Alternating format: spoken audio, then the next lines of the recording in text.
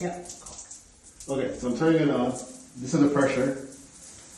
Normally the pressure is higher than this. It's not this low. So if I turn it all the way to the hot water, see the pressure drops dramatically. It's like it's almost dripping. Okay? And we're getting hot water. Well, it'll warm up eventually, yeah. Well, we're getting hot water. And then when I turn it to the cold water, see the pressure increase? And this is the kind of pressure we expect to get more term, like in the middle. This is the kind of pressure we expect to get all the time. This is what we're getting before. So cold water, hot water only. And that's it. So I think there's something going on inside here. Okay. So after about a week of going back and forth with the contractor who installed the shower maybe 2.5 years ago, he mentioned something about $200 price of gas, 6-month warranty, basically a waste of money and being useless, waste of time. So I'm convinced I probably need to take control of this and try it myself and look at what they call the cartridge that's on the inside of this and see what's going on with that. A few moments later.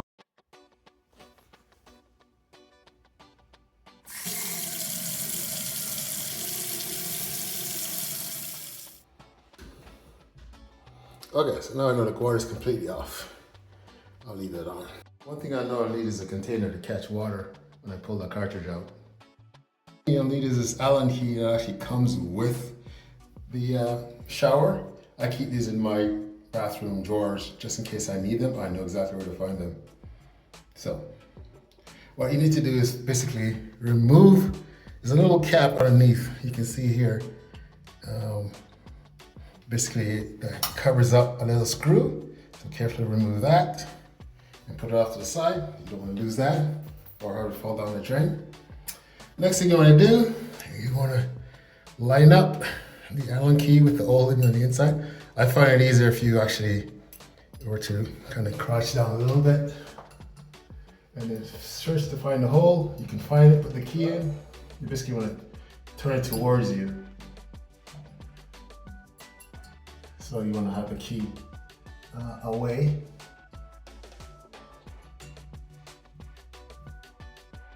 And turn it this way. And you can feel it loosen. Once you find the hole, then you can remove the cap. Okay? Okay, the first thing I notice is this cover. It's attached, it's covering up the cartridge. So let me see if I can, oh, wow. Okay, you can hand screw it, remove it. Cover. Cool. Comes off. Okay, put this off to the side.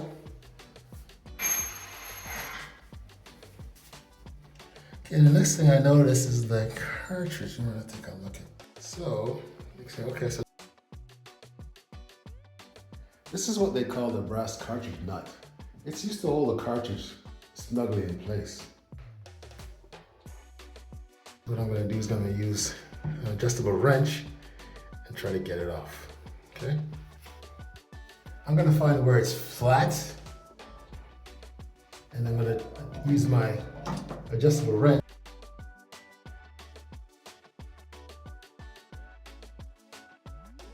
Loosen it up. Okay.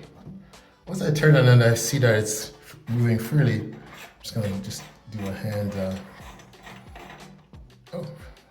remove the cap, remove it. Okay. Okay, this thing here is the cartridge. Let me see if I can pull this thing out. Oh, before I do that, I'm gonna need my bucket. So before I do that, I'm gonna put my bucket underneath to catch any water. See if I can shimmy this. Whoa. Okay.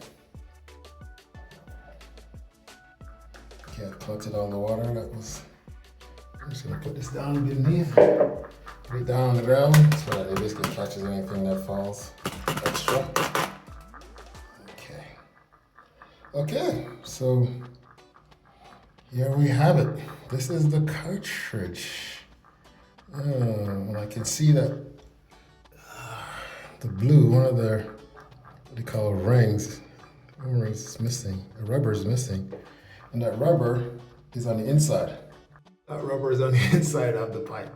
Now it's on the cold side, and that's what essentially was working, but the one that's still on the cartridge is on the hot water. But nonetheless, I'm gonna basically fish it out, clean it up a little bit, put it back.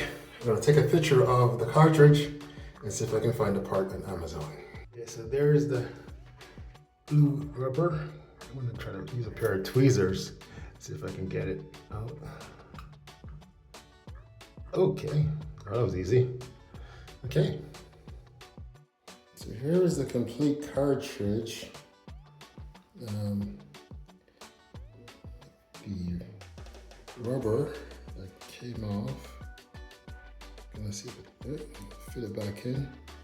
I'm gonna fit it back in, clean it up, take a picture of this, see if I can find what the part number is. Essentially, because the shower has no model number, I couldn't tell what it was, where it was from, but I can see that there is actually a series of numbers on the cartridge, which I'm going to use to look up on Amazon, see if I can find it.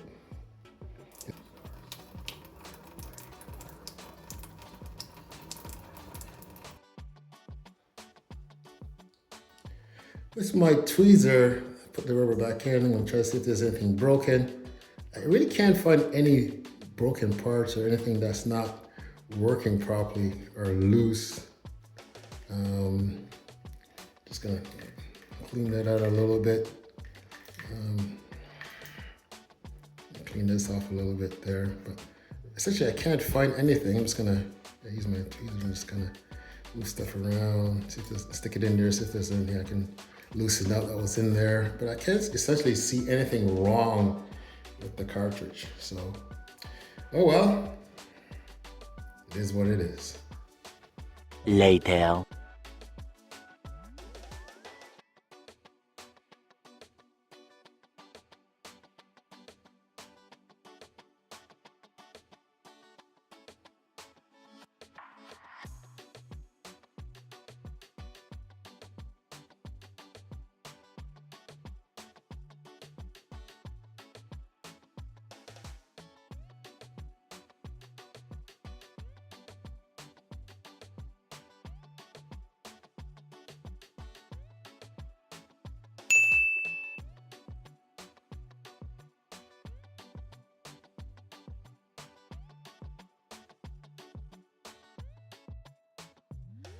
Now that I had the part in my cart on Amazon, I essentially had to put this back together because it'll probably take a while to come. The idea was of this tutorial was to basically investigate the actual shower, see potentially what could be wrong with it. If you don't have any idea, there's no brand or anything on the shower. So the first thing you really should do is open up the shower, take the cartridge out, and try to match it with the replacement. Don't just try to go cold turkey and try to match it without actually having the physical cartridge available to you. Before I put it back, also going to clean up on the inside here, just to kind of give it a little bit of maintenance. I'm going to clean it up a little bit before I put the cartridge back in. So I'm just going to put this back in with the prongs lined up. And there's a little trick I kind of learned as I was doing this. There's a little marker in the very center of the cartridge. You want to line that up with the center of the actual wall unit, and I think that will actually guide you to push it in. See? Easily push it right back into the hole.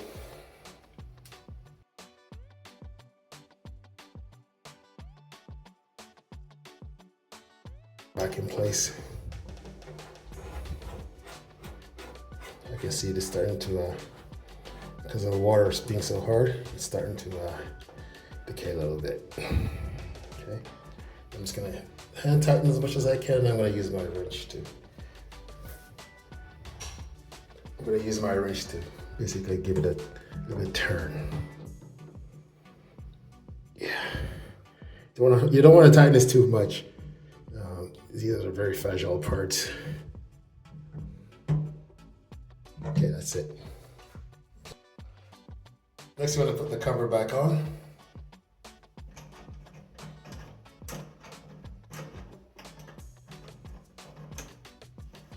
Just like taking it off your hand screw, putting it back on, it's the same thing. Little trick to put the handle back on. Take your Allen key, put it under the screw, put the cover back on. And essentially you want to go from right to left. That's it. Small turn, slight turn, it's not a very heavy turn, and that's it to put it back on. Once you put the screw back in, don't forget to put the little cap back on. The little cap, back into the little hole.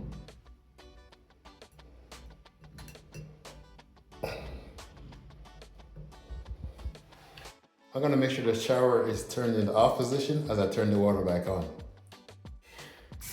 Okay, the water is back on, we're good. All right, just gonna see what this thing looks like now. Turn on the water again and see. I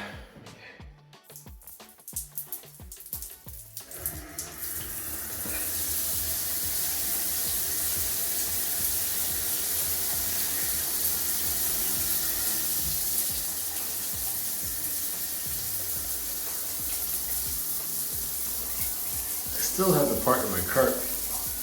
I'll keep it there and see how this goes. For now, it seems to be back in line with what I expect as far as middle pressure for the shower.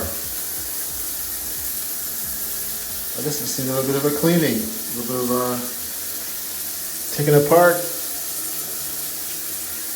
cleaning out. That's some luck right there.